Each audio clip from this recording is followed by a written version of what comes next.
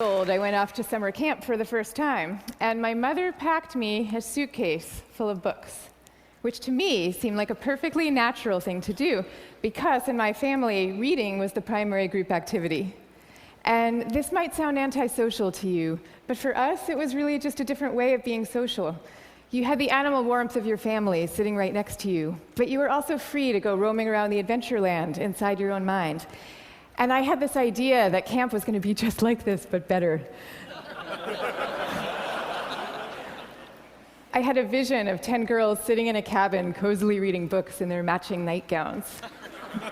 Camp was more like a keg party without any alcohol. And on the very first day, our counselor gathered us all together, and she taught us a cheer that she said we would be doing every day for the rest of the summer to instill camp spirit. And it went like this.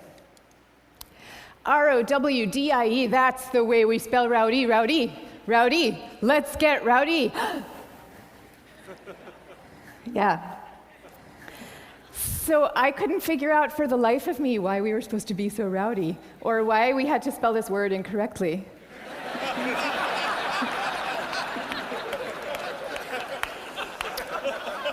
But I recited the cheer along with everybody else. I did my best. And I just waited for the time that I could go off and read my books. But the first time that I took my book out of my suitcase, the coolest girl in the bunk came up to me and she asked me, "Why are you being so mellow?" Mellow, of course, being the exact opposite of R-O-W-D-I-E. And then the second time I tried it, the counselor came up to me with a concerned expression on her face, and she repeated the point about camp spirit and said we should all really work very hard to be outgoing. And so I put my books away, back in their suitcase, and I put them under my bed, and there they stayed for the rest of the summer. And I felt kind of guilty about this. I felt as if the books needed me somehow, and they were calling out to me, and I was forsaking them. But I did forsake them, and I didn't open that suitcase again until I was back home with my family at the end of the summer. Now, I tell you this story about summer camp. I could have told you 50 others just like it. All the times that I got the message that somehow my quiet and introverted style of being was not necessarily the right way to go, and that I should be trying to pass as more of an extrovert. And I always sensed deep down that this was wrong, and that introverts were pretty excellent just as they were. But for years, I denied this intuition. And so I became a Wall Street lawyer, of all things, instead of the writer that I had always longed to be, partly because I needed to prove to myself that I could be bold and assertive too. And I was always going off to crowded bars when I really would have preferred to just have a nice dinner with friends. And I made these self-negating choices so reflexively that I wasn't even aware that I was making them. Now, this is what many introverts do, and it's our loss for sure, but it is also our colleagues' loss and our community's loss, and at the risk of sounding grandiose, it is the world's loss, because when it comes to creativity and to leadership, we need introverts doing what they do best. A third to a half of the population are introverts. A third to a half. So that's 1 out of every 2 or 3 people you know. So even if you're an extrovert yourself, I'm talking about your coworkers and your spouses and your children and the person sitting right next to you right now. All of them subject to this bias that is pretty deep and real in our society. We all internalize it from a very early age without even having a language for what we're doing. Now, to see the bias clearly, you need to understand what introversion is. And it's different from being shy. Shyness is about fear of social judgment. Introversion is more about how do you respond to stimulation, including social stimulation. So extroverts really crave large amounts of stimulation, whereas introverts feel at their most alive and they're most switched on and they're most capable when they're in quieter, more low-key environments. Not all the time, these things are an absolute, but a lot of the time. So the key then to maximizing our talents is for us all to put ourselves in the zone of stimulation that is right for us. But now here's where the bias comes in. Our most important institutions, our schools and our workplaces, they are designed mostly for extroverts, and for extroverts' need for lots of stimulation. And also, we are living through this belief system. We have a belief system right now that I call the new groupthink, which holds that all creativity and all productivity comes from a very oddly gregarious place. So if you picture the typical classroom nowadays, When I was going to school, we sat in rows. We sat in rows of desks like this, and we did most of our work pretty autonomously. But nowadays, your typical classroom has pods of desks of 4 or 5 or 6 or 7 kids all facing each other. And kids are working in countless group assignments, even in subjects like math and creative writing, which you would think would depend on solo flights of thought. Kids are now expected to act as committee members. And for the kids who prefer to go off by themselves or just to work alone, those kids are seen as outliers often, or worse, as problem cases. And the vast majority of teachers reports believing that the ideal student is an extrovert as opposed to an introvert, even though introverts actually get better grades and are more knowledgeable, according to research.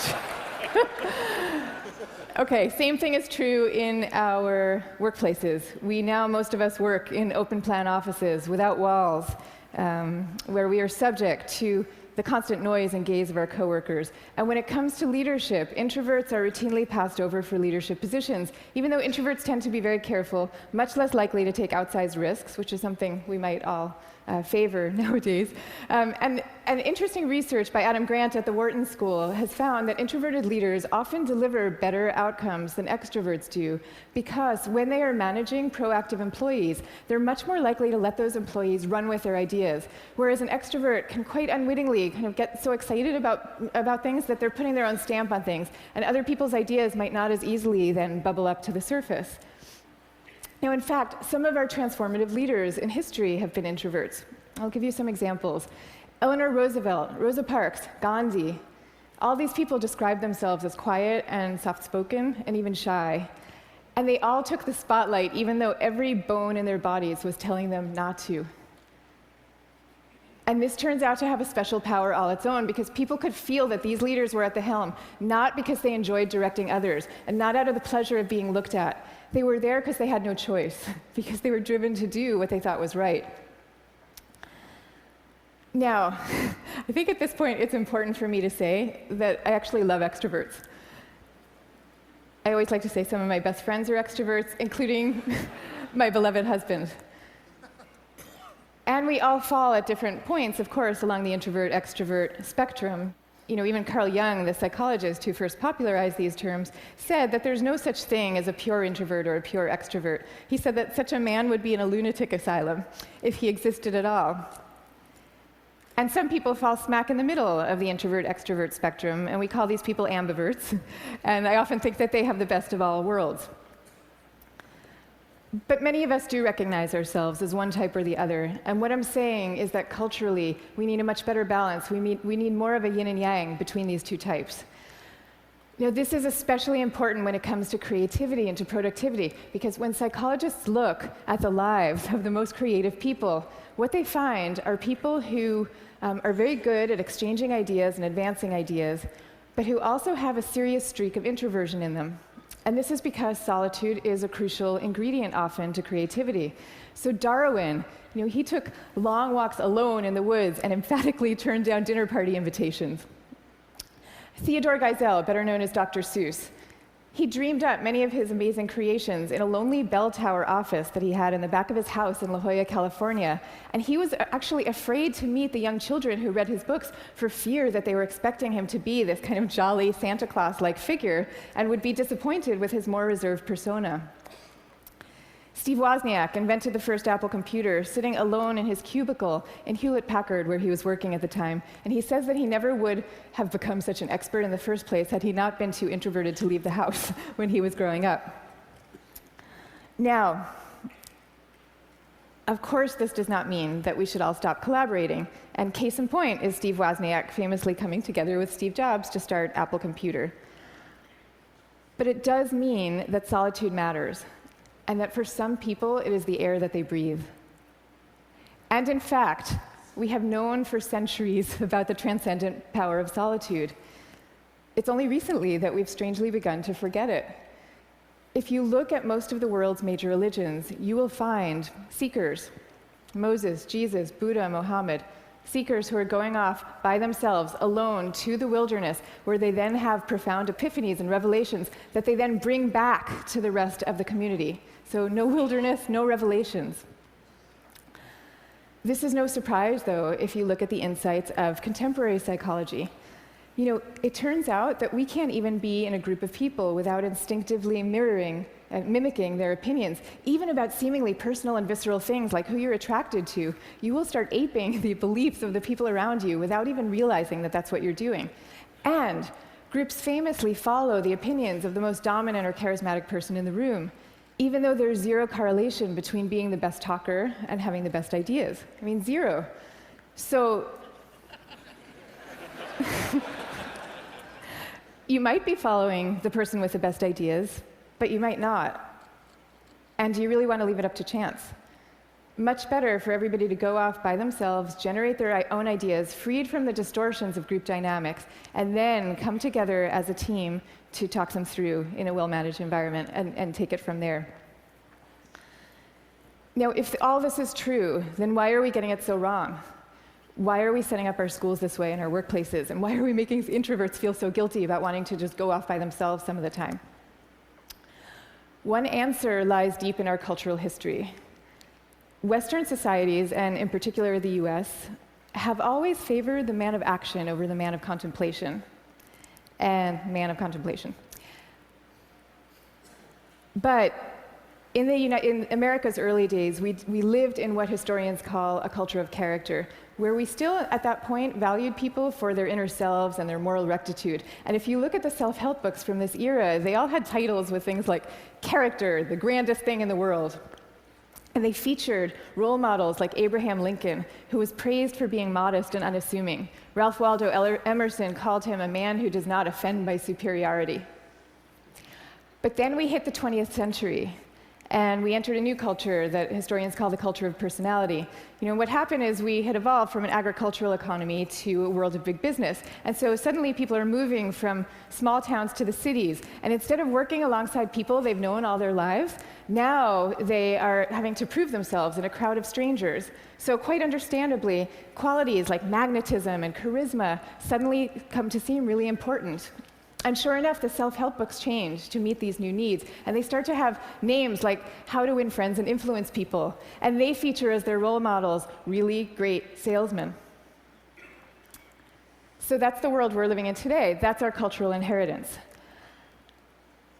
Now, none of this is to say that social skills are unimportant. And I'm also not calling for the abolishing of teamwork at all. The same religions who send their sages off to lonely mountaintops also teach us love and trust. And the problems that we are facing today in fields like science and in economics are so vast and so complex that we are going to need armies of people coming together to solve them, working together. But I am saying that the more freedom that we give introverts to be themselves, the more likely that they are to come up with their own unique solutions to these problems. So now, I'd like to share with you what's in my suitcase today.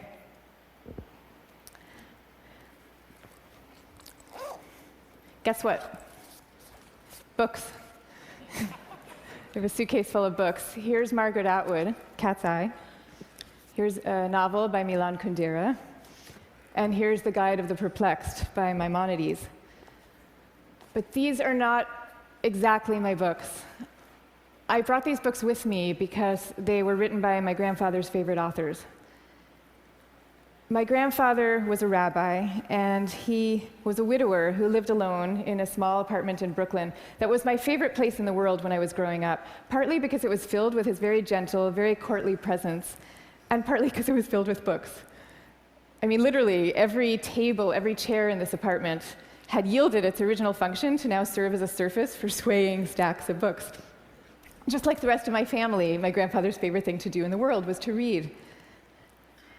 But he also loved his congregation, and you could feel this love in the sermons that he gave every week for the 62 years that he was a rabbi. He would take the fruits of each week's reading, and he would weave these intricate tapestries of ancient and humanist thought, and people would come from all over to hear him speak. But here's the thing about my grandfather. Underneath this ceremonial role, he was really modest and really introverted, so much so that when he delivered these sermons, he had trouble making eye contact with the very same congregation that he had been speaking to for 62 years. And even away from the podium, when you called him to say hello, He would often end the conversation prematurely for fear that he was taking up too much of your time. But when he died at the age of 94, the police had to close down the streets of his neighborhood to accommodate the crowd of people who came out to mourn him. And so these days, I try to learn from my grandfather's example in my own way. So I just published a book about introversion, and it took me about 7 years to write. And for me, that 7 years was like total bliss, because I was reading, I was writing, I was thinking, I was researching. It was my version of my grandfather's hours a day alone in his library. But now, all of a sudden, my job is very different. And my job is to be out here talking about it, talking about introversion.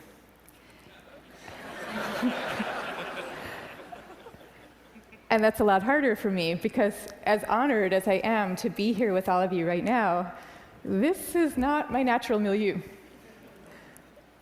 So I prepared for moments like these as best I could. I spent the last year practicing public speaking every chance I could get, and I called this my year of speaking dangerously. And that actually helped a lot. But I'll tell you, what helps even more is my sense, my belief, my hope, that when it comes to our attitudes, to introversion and to quiet and to solitude, we truly are poised on the brink of dramatic change. I mean, we are. And so I'm going to leave you now with 3 calls for action for those who share this vision. Number 1, stop the madness for constant group work. Just stop it. Thank you. And I want to be clear about what I'm saying, because I deeply believe our offices should be encouraging casual, chatty, cafe-style types of interactions, the kind where people come together and serendipitously have an exchange of ideas. That is great. That's great for introverts, and it's great for extroverts. But we need much more privacy, much more freedom, much more autonomy at work. School, same thing. We need to be teaching kids to work together, for sure. But we also need to be teaching them how to work on their own. This is especially important for extroverted children, too. They need to work on their own because that is where deep thought comes from, in part.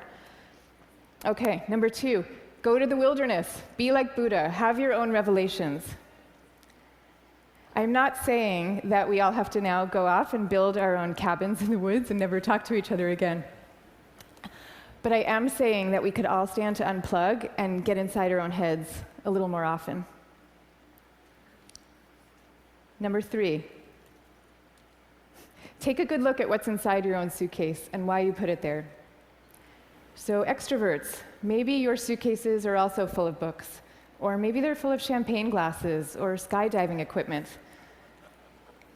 Whatever it is, I hope you take these things out every chance you get and grace us with your energy and your joy. But introverts, you being you probably have the impulse to guard very carefully what's inside your own suitcase. And that's okay. But occasionally, just occasionally, I hope you will open up your suitcases for other people to see, because the world needs you and it needs the things you carry. So I wish you the best of all possible journeys and the courage to speak softly.